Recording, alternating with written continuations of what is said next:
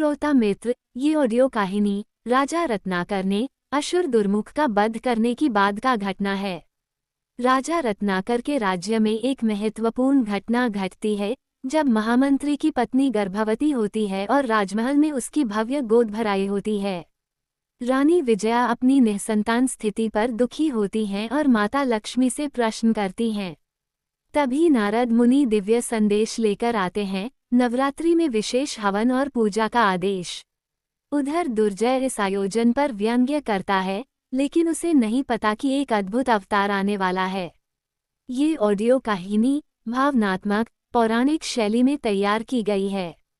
मित्र, अगर आप चैनल में नए हैं तो PCKLOVKTI चैनल को सब्सक्राइब करके जय महालक्ष्मी भाग 1 से लेकर भाग 16 तक की कहानी को जरूर सुनें।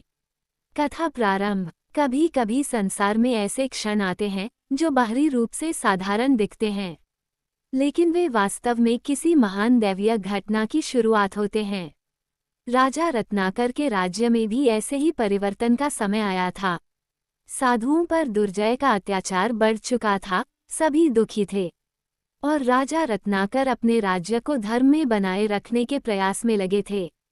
इसी बीच एक शुभ समाचार पूरे राजमहल में फैल गया।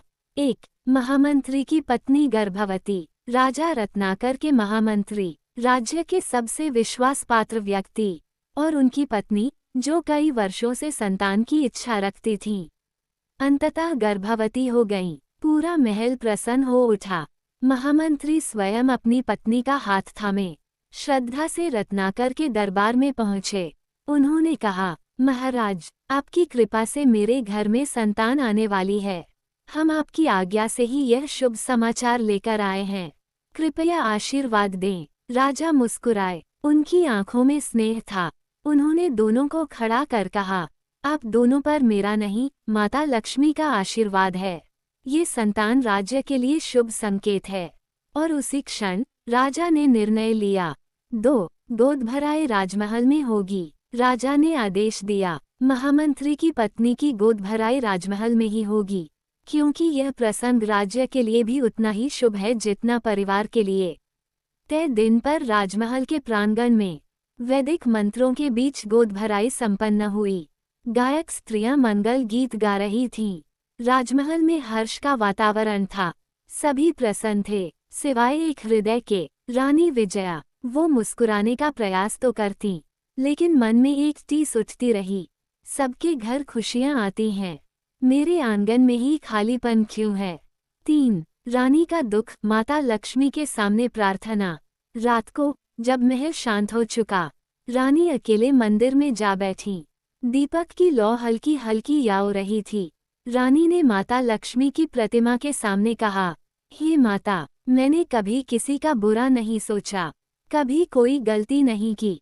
फिर मेरे आंगन में शिशु का रोदन क्यों नहीं गूंजता? क्या मैं माँ बनने योग्य नहीं? उनकी आंखों से आंसू बहने लगे। उनका दुख इतना गहरा था कि मंदिर का वातावरण भी सहानुभूति से भर उठा। तभी राजा रत्नाकर धीरे धीरे मंदिर में पहुँचे। 4 राजा रत्नाकर का धैर्यपूर्ण उपदेश। राजा ने रानी का हाथ थामा और कहा, विजया, दुख का समय स्थायी नहीं होता। माता लक्ष्मी हर भक्त की पुकार सुनती हैं, बस समय सही होना चाहिए। उन्होंने रानी के आंसू पोंछते हुए कहा, मुझ पर विश्वास करो, मुझे लगता है माता तुम्हें खाली नहीं लौटाएंगी। रानी ने सिर झुका दिया।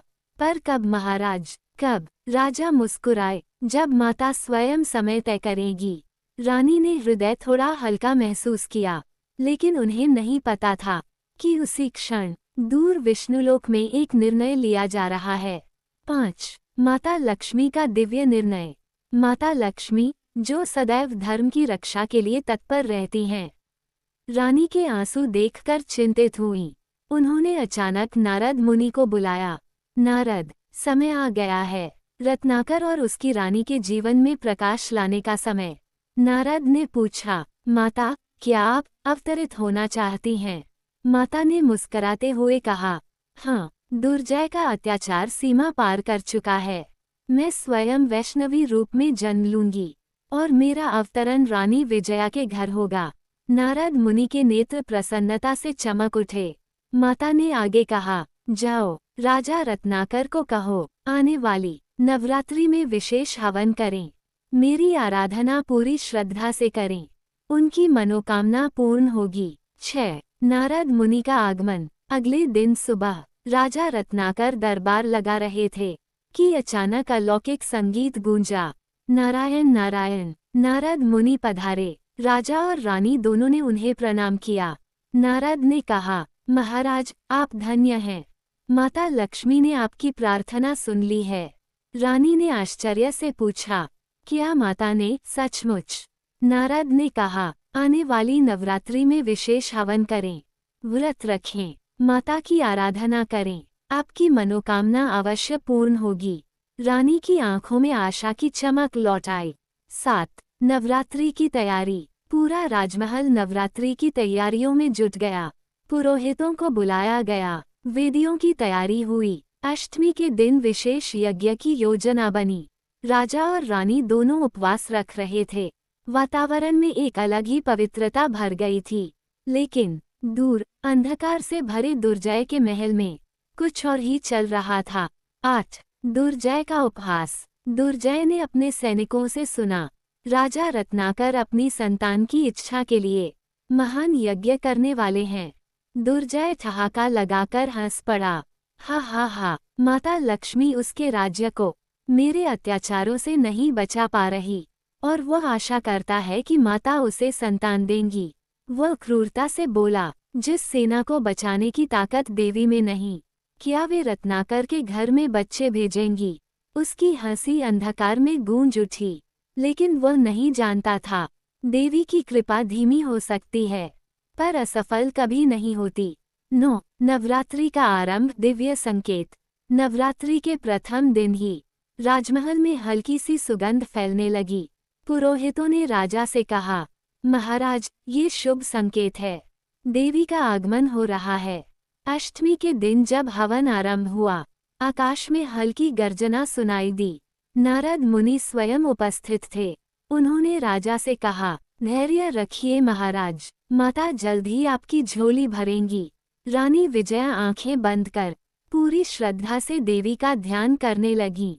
उनके हृदय में एक मधुर आवाज गूंजी, विजया तुम्हारी कोख अब रिक्त नहीं रहेगी। रानी के रोम रोम में कपकपी दौड़ गई।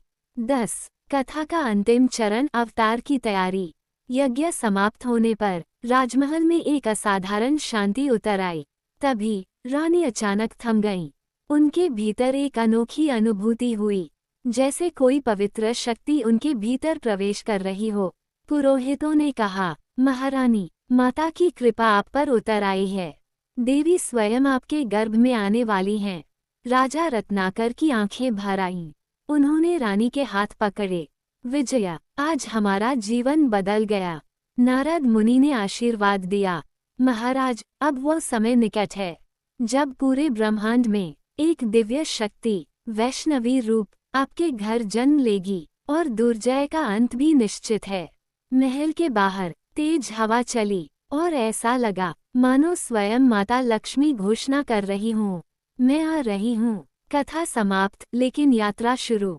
ये कहानी यहीं समाप्त नहीं होती। ये तो माता के दिव्य अवतार की भूमिका भर है। जिस संतान का इंतजार रानी वर्षों से कर रही थी, वह कोई साधारण बालिका नहीं होने वाली थी।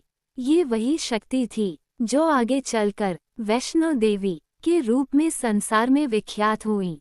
और यह अवतरण मात्र एक जन नहीं, बल्कि संपूर्ण मानवता के लिए एक नए युग की शुरुआत था। श्रोता मित्र, जय महालक्ष्मी भाग 17 की कहानी समाप्त हो गया है। अगर आप भाग 18 की कहानी को सुनना चाहते हैं तो PCKLOVKTI चैनल के साथ बने रहें। जय महालक्ष्मी।